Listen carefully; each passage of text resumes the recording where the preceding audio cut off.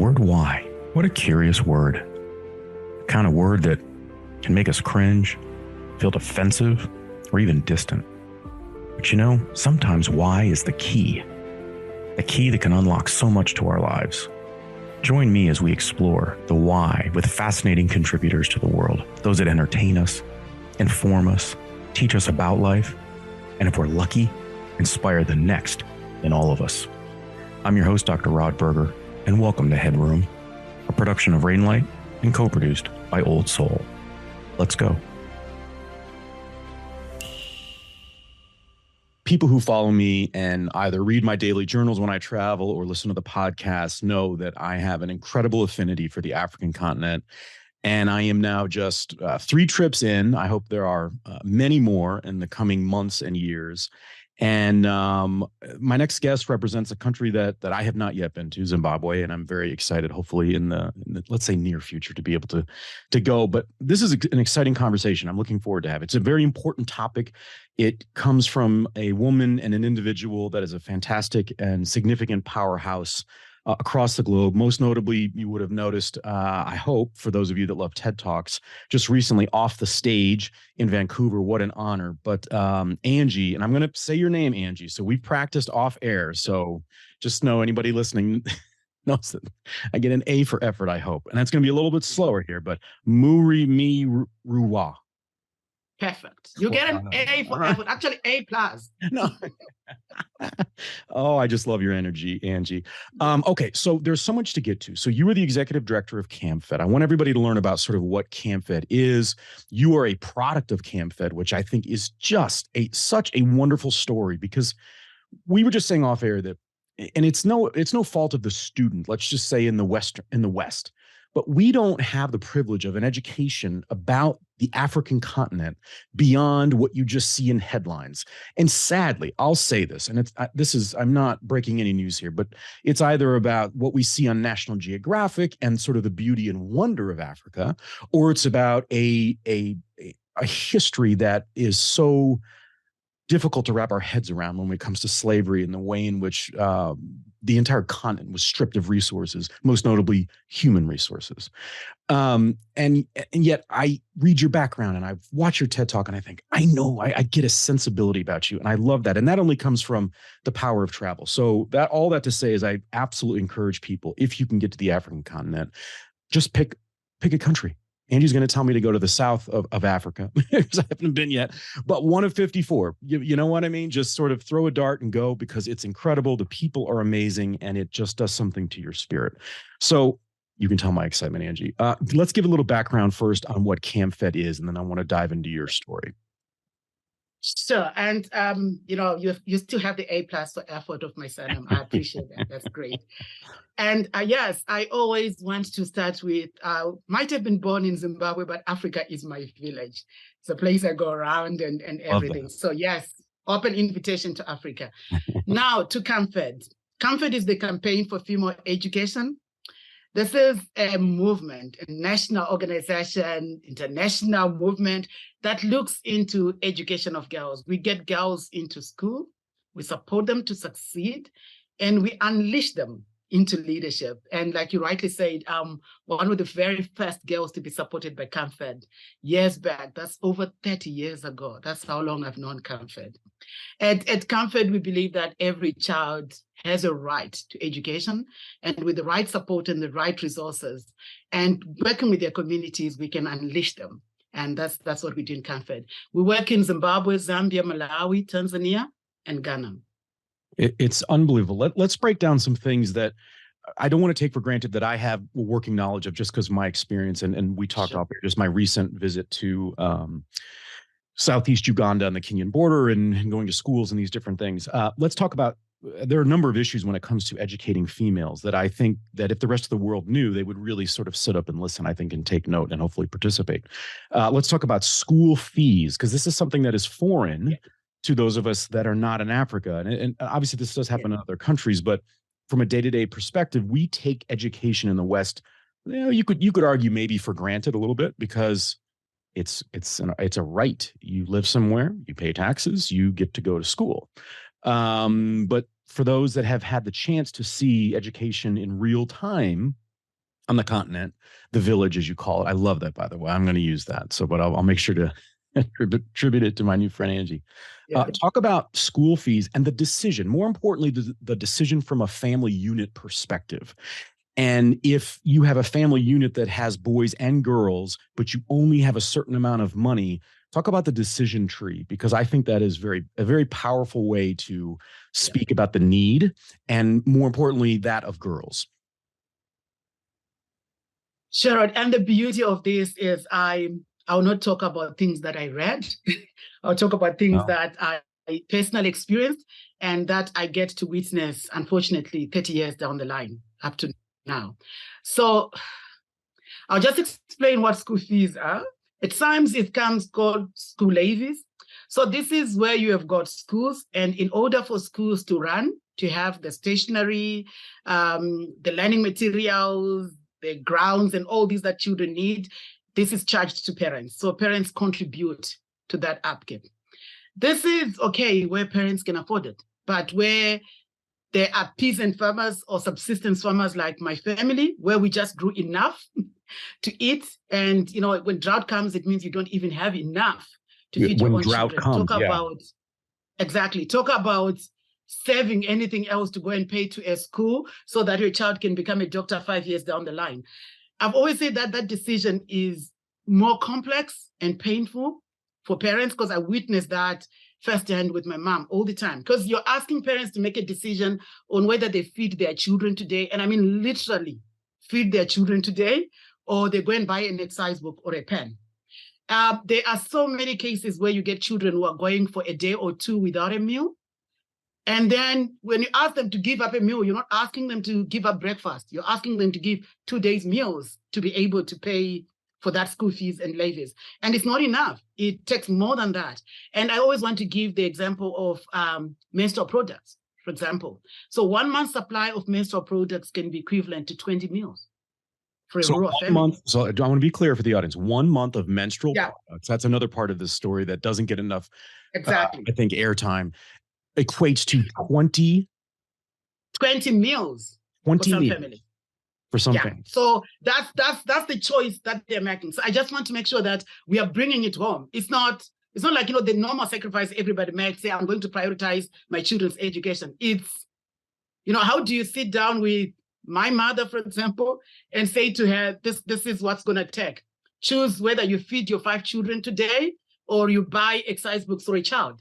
So and historically, weren't they, sorry, Angie, but historically, isn't it also that the deference was to boys? So if we only had so much money and we had boys and girls in our family unit, the boy would get to go to school ahead of the line of their sister, correct? This is where I was going to go to. So let me explain how that decision is made. It's a cruel choice. And I'm calling it a cruel choice because where resources are available, parents don't make that choice. They never have to.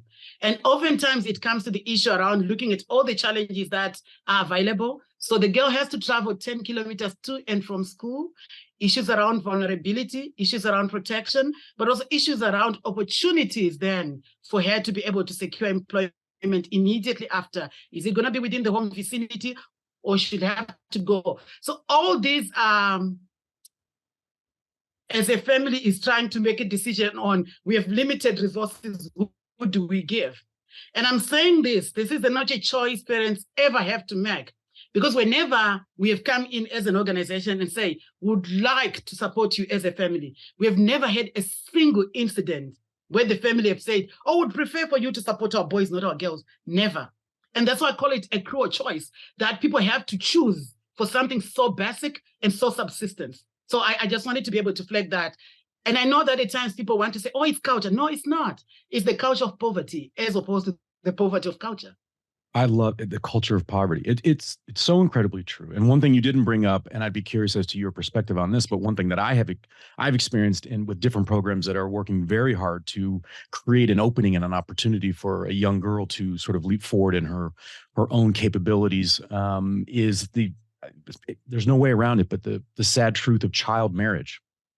Yeah. And that, you know, across the continent, if a young girl's not in school, again, a cruel choice, I'm sure for many, but something that is not shocking to cultures across the continent. Can you speak to that? Sure. What I think that's very clear is that in a context where girls do not transition from one grade to another or from one form to another, with it is also high rates of child marriage. So I've always said that, when you do not allow a girl to go to school, it's like you have cursed her to child marriage, like basically handed her over on a silver platter to the next option around. So what's left for me to do? And what's left for her to do? Get married and start a family. So it's that most girls are in child marriages because they're out of school. They are not in school. And that's the tragedy of the continent, but I also think of many other continents as well. That when girls are not in school, you don't know better. You don't get exposed to better. Unfortunately, what I always want to say that I feel at times is missed in the discussion around education is my own personal experience. For me, just getting the chance to stay in school is powerful. And I don't know how I can, it's powerful because more than the pain of dropping out of school is the pain of exclusion.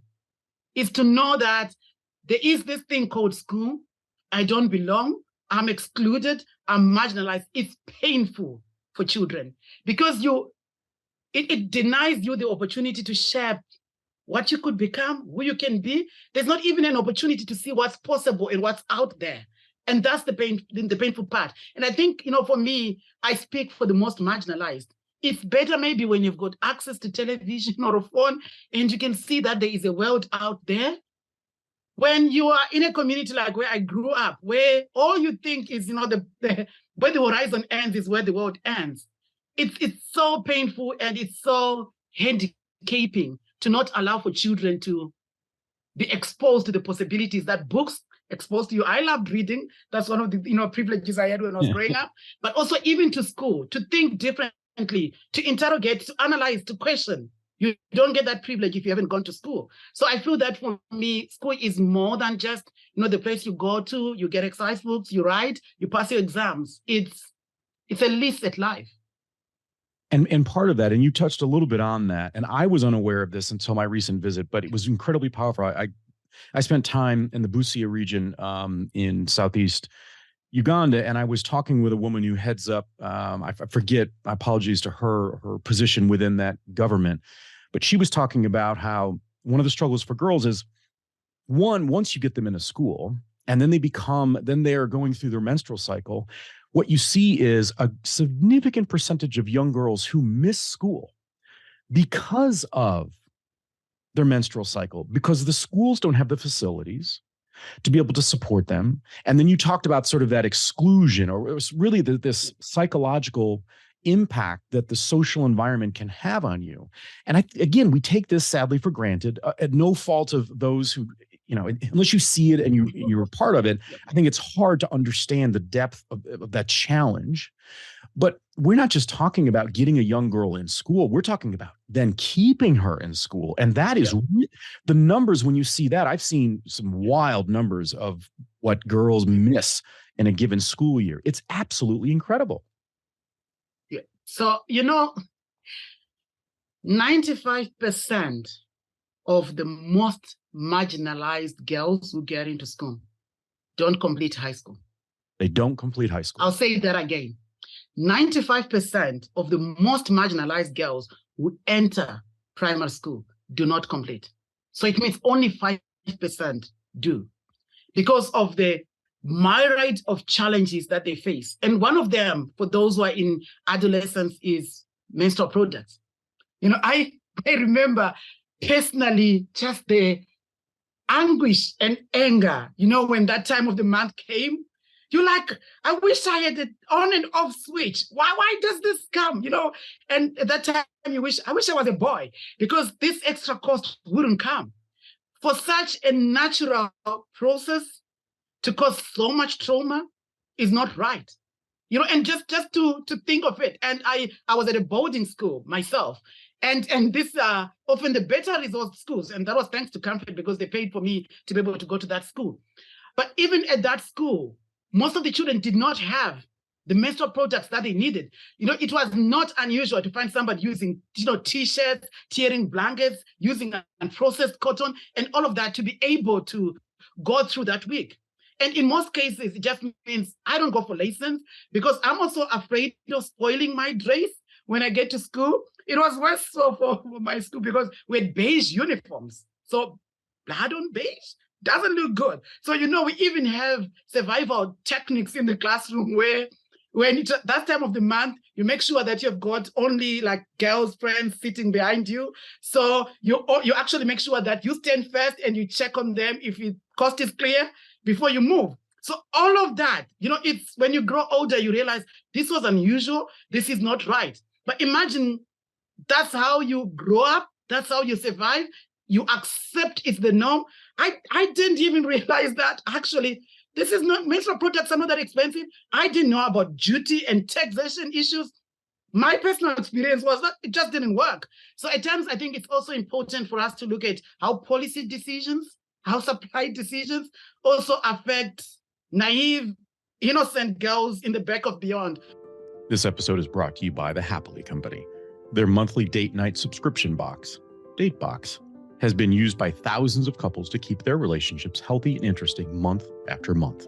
Use code HeadRoom50 for 50% off your first date box.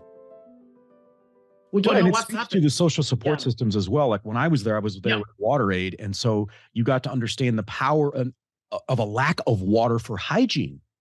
Oh, yeah. Right. Oh, right. It feels a little bit like a domino effect where, all right, we focus on let's get the girl in school. Then wait a minute. Now we have to deal with when she's going through puberty and a menstrual cycle and how do we keep her in school and the psychological impact of not, I guess, educating the culture where there's a level of acceptance, because to your point, it's a natural process.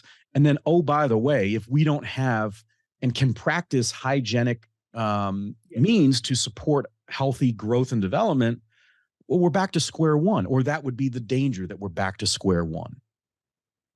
Yeah, but it's also, for me, and this is not just because I'm biased. I'm super proud of being African. I'm super proud of just, how girls, young women, and their families have met done with what's available. Because I tell you that it's amazing how we can take just maybe a month's supply of, babes and make it life transformative for every child, for every community. That's the beauty of it. But I also just want to be able to say that this is the value of community engagement. That if you bring in support in a community that's so hungry for opportunity, that's so hungry. I'm not just talking about the girls themselves. I'm talking about the families, the education system, the teachers, and everybody. It's how people just rally around making that work. So as much as there's all this gravity of problems and challenges, it's also what's unleashed when that opportunity comes in. And for me right now, we've supported over 6.4 million children as an organization through school in this context. You just million. 6.4 million children through school, since we started as an organization. And, I'm a breathing, living testament to that. There are better, more powerful young women out there who've come through the program than me. So I'm just saying that it's amazing what comes through. And for me, what pains me most is those that are left behind. Because even at a very personal level, when I got the chance, there were girls that were equally academically gifted, equally needy, when they're limited resources, few get the chance. So when you look at my life and their life, I think you don't need any narrative or what do you call it, an accompanying narrative to see the difference. It's so amazing, the difference in opportunity makes. So for me, I think all the time it's looking into that balance around there's this gross extreme need, but what is unleashed when opportunity is provided is, for me, what I live for. That's what I love about all of this. To me, Angie, it highlights, a lot of times we will say to ourselves, oh gosh, how can I make a difference? Being one person. Yeah. And what I go to is so I was there when school kicked off, right? So it's a different start time. And I remember driving in these remote villages and seeing kids with one book, and they held that book like it was the last thing on planet Earth, and they had the smile on their face, like the pride that this is their book and they are starting another school year. And it really does. It sounds cliche. It might sound a little corny to people, but every little bit can make a massive difference. Oh yes. Let me give you just one snapshot from my life around books. My kids still laugh at me because I take care of my books. You know, this is my book at home. It's all well covered and everything. And they're like, because I know how important books. I still worship books anyway. But also, you know, like one of the things that used to happen when I was, you know, at school is, you know, you would have one book, and we're not talking big counter books, exercise books, 32 pages, and you would cut it in half. So one of them would, like, you know, you would use for maths, and the other one you'd use for English. And then you would start from the other side. It's for your Shona, like, which is my local language. And the other part, you're starting for general paper. That's how. And you had to know how to write in your book because you don't have many, right? So you write very small handwriting so that the book don't get used up too fast. So I don't know how else I can emphasize the value of something as basic as a book. On days I did not have a pen to write, you know, you had to wait until somebody gives you the, you know, they do their work and they finish and they give you a pen and you have to write very fast before it's time up for the exam. And we're talking about some very basic, minute items, but it's so transformative. It influences the school experience of a child and who they think they are within the community and the power dynamics in the class and all of, and I knew I had to speak nicely to those who used to lend me pens, because if we had an argument outside the class, that day they would write so slowly that I don't get to write. So I'm just saying that it's, when we talk about education and the whole culture that's in the classroom and outside, and the difference that resources make and to a child's sense of self and how they carry that into adulthood, it's critical. I've always said, I don't know how to emphasize the value of education. And yes, definitely, as an organization, we look at learning. There's a learning crisis on the continent. We acknowledge it, we own it, we're working on it. But it's more than that. It's the inclusion. It's saying to a child, I hear you, I see you, you deserve, like everybody else, to be amongst your peers. That's the power of opportunity in education. And that's at times something that a lot of people take for granted. I don't. I don't. Angie, can you talk about... And we don't at Comfort either. Can you talk about the role? Because again, I think that it's easy to sort of look at, this is what CamFed does or any other NGO, yeah. Right? We sort of, this is the core skill set that is brought to the table. There's so many more support systems that I find that nonprofits, NGOs have to employ, whether they know it in the beginning or not. And one area is in working in collaboration and in partnership with local families. Because I'll give you an example. And it just blew my mind, but it makes sense. But I think it also speaks to the challenge. So I was speaking to the head of an NGO in Africa, and they were talking about, they were trying to tell me and lay this out and say, like, this is the complexity, I guess, of the issue. So they had worked to get chickens for families that would lay eggs, right? These families were struggling to even get one meal a day for their children. And yet they had a source of food and protein in the eggs from the chickens. But they didn't see it as a source of food. They used those eggs and would sell them. And it came down to, wait a minute, what are we doing? We actually have to work with the families to understand they have something incredibly valuable right there for their children. And I don't know if I'm even doing the story justice, but it comes to that, you know, like, I can hand you a pen because you need it for your test, your exam. But if you and I have different assumptions about what this pen can do, well, you might utilize it in a very different way that is either not as productive as it could be or helpful. And so that's really speaks to that partnership out of respect, understanding local culture and customs and language. I like that you use that example, and I'll try and kind of like respond very briefly to that. I think for us at Comfort, we always talk about community engagement and community ownership. It's starting from the place of, communities also want the best for their children. I'm yet to hear from a community that doesn't want their children to become nurses, doctors, politicians, and everything. And I tell you, when a community has got their first lawyer, everybody owns the lawyer. Like, this is our lawyer. That's a point of celebration for everybody. Oh, do you know that the president comes from here? Or do you know this legislator comes from here?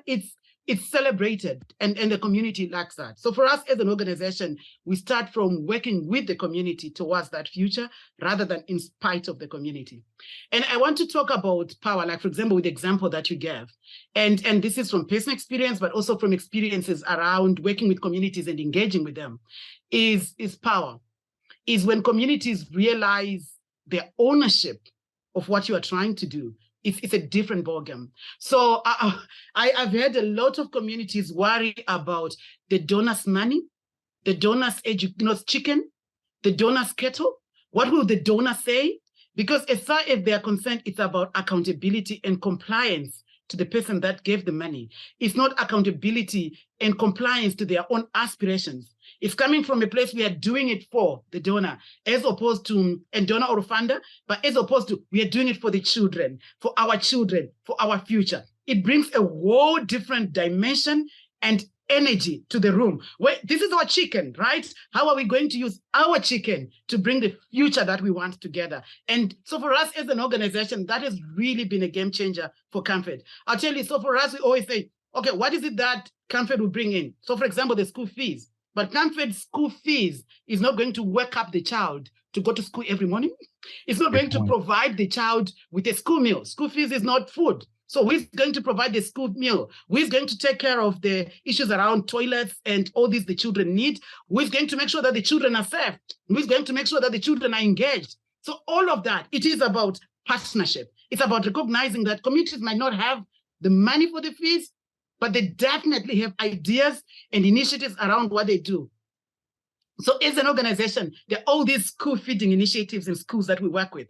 And I tell you, this school feeding initiative, we don't drive trucks of food to those communities. This is food that is provided by the community, cooked by the mothers and fathers in the community for their children. And they feed their children because for them, it's not their actual biological children. No, it's everybody. Because for us, and with the communities, we believe that the only difference between your child and that child who is an orphan is that you're still alive. So we need to set a standard around how children are taken care of in this community. So for as long as it's school feeding initiative, we are feeding our children. So there is no, this is the mother or this is. So I'm just saying that for us as an organization, it's been amazing what is unleashed when it is about what do you want for your children? What do you not have? Where can we come in? Because it's, contrary to most cases where, somebody would receive a call. So hello, your child is not going to school. For us, they'll tell you that, this child did not turn up to school for 2 days. And we came together, a group of mothers or a group of fathers, and we followed up and we established what was going on. And yes, there was this person was sick at home. So we've done this, or the child did not have a birth certificate. So we took the child to the registrar. So there is that community ownership and initiative, because it's not necessarily Comfort's money that's important. It's the future that we are co-creating with you. And we are partners invited by the community to come and support them. I hope the audience understands what Angie was just saying and laying out so beautifully, which is you have an option, I guess is maybe an easy way to say. You have an option as an NGO to, in essence, just hand over a resource. Or you can do something different and more long-term and with sustainability in mind, which is to say, what if we don't just hand it over? What if we engage in a process? It's around the journey. It's the process so that, one, you're honoring the parents and the community members, right? I mean, it's not like a badge of honor. It's an incredible, and it was a privilege, and I take it very seriously, but, I was at a refugee camp for a week in Northwest Uganda. I was there on distribution day, right? One Thursday a month. And to watch that and to try to maintain for the people there in line, a sense of dignity, right? It's an incredibly powerful thing to be just in the same physical space and see that. And I'm not saying that that's what you're talking about, but what I'm saying is there's an incredible power in the way in which you lay that out to say, wow, if we can support it so that it's the mothers and fathers that are making the food that we're helping to support, but they're a part of that process, you're not stripping them of their dignity. And that's incredibly powerful because we need them to be a part of it so that maybe we can start to push back against child marriage. We can start to understand what resources do we need for girls to be able to go through and traverse puberty in a way where they're not leaving school. Talk to me, Angie, about, and I don't want to say that you represent the continent or the village, as you say, of Africa in this way, but I do think you're an incredible ambassador and voice for a progressive, talented continent like Africa, is to say, you know, when you're standing on the TED stage, which people all over the world would just absolutely die to be a part of, right? It's an incredibly powerful platform for people to share. Um, what's going through your mind right before you go on stage? Is it Angie, who is the executive director of CamFed? Is it the young Angie that is crossing her fingers, hoping that she can get her school fees paid by CamFed? I would imagine it was much more than the 15 to 18 minutes you were about to fill on the grand stage in Vancouver. Talk to me about the sense of responsibility, maybe the personal pride as a woman, as a member, representing an entire continent, right? And knowing that each word that you lay out and the sequence in which you do it can have a profound effect on the young people that you and CamFed and others are trying to impact across Africa. Well, well, I'm now CEO for CamFed, right? And that's a long road to come to, but I have never perceived it as a personal achievement, you know, because I consider myself very fortunate to have gotten the opportunities that I got when I got them. Because like I say to you, when I left primary school and CamFed, supported me to go to secondary school, it was my community that chose me among so many girls who also deserved the same chance. So I owe that community from the word go. And it could have been just my community in Mudawarima, that's the place that did that selection, but it could as well have been the whole continent. Just saying, okay, Angie, we're gonna give you this chance and this opportunity. And I've never forgotten that. I remember that every single moment of my life. So before I got on stage in Vancouver, I'll tell you like what I was thinking about. So the CamFed Association, we've got a CamFed Association. This is an alumni network of young women that we supported through school by CamFed. We started that some 25 years ago. So it's our 25th anniversary. When we started that network, we were 400 of us. By that time, we'd been supported through school by CamFed. And I'm sharing this because that'll always be my reference point and my anchor. We started the network because we had realized that we had gotten an opportunity that many girls had not gotten by that time. And as much as we were not where we wanted to be, we had come a long way. And we made a commitment that day to say, how do we help the other girls that we'd left behind? How do we help the next generation to be able to do it better, faster, and in this generation, more than us, how do we ensure that, any portal or any barrier that we face, they're not facing, we are helping them with that. But also at the same time, how do we deliberately choose to role model what's possible as we go forward, as we build our future together?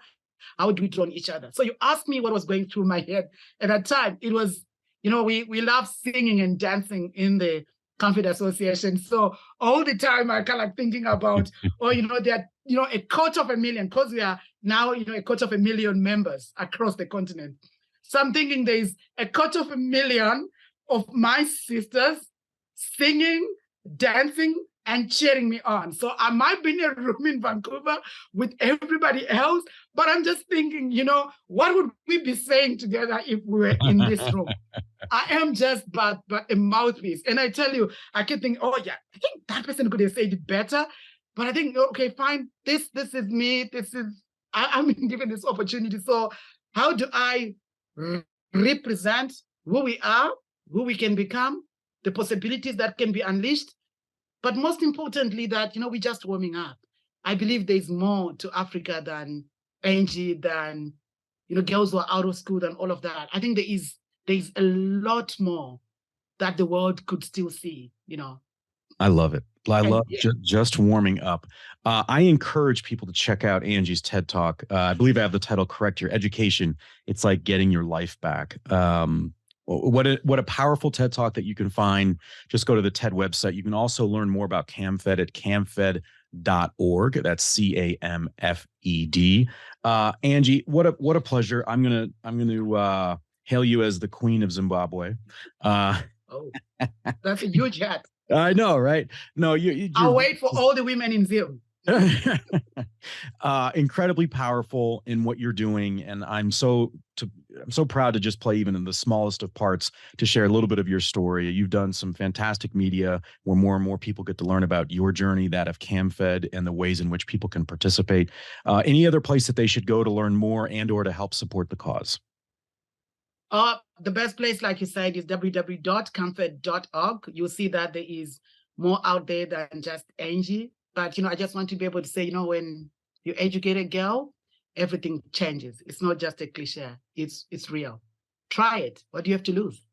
It's powerful, and we're a global economy, and we should care about one another. And I think it's what you're doing is obviously working with 250,000 members and helping over 6 million young people throughout the history of CamFed. Incredibly well done by you and your entire what sounds like very fun and vibrant team over at CamFed. We want to thank Angie, and I'm going to say it one more time, Murimirwa. You get to keep your A star. I'm good. My teacher says I did okay. You did well. Angie, what a pleasure. Continued success. I'm your host, Dr. Rod Berger. Thanks for taking the plunge into HeadRoom, where we uncover the why behind the what and who impacting our lives. HeadRoom is a production of Rainlight and co-produced by our friends at Old Soul. I'm your host, Dr. Rod Berger, and this is HeadRoom.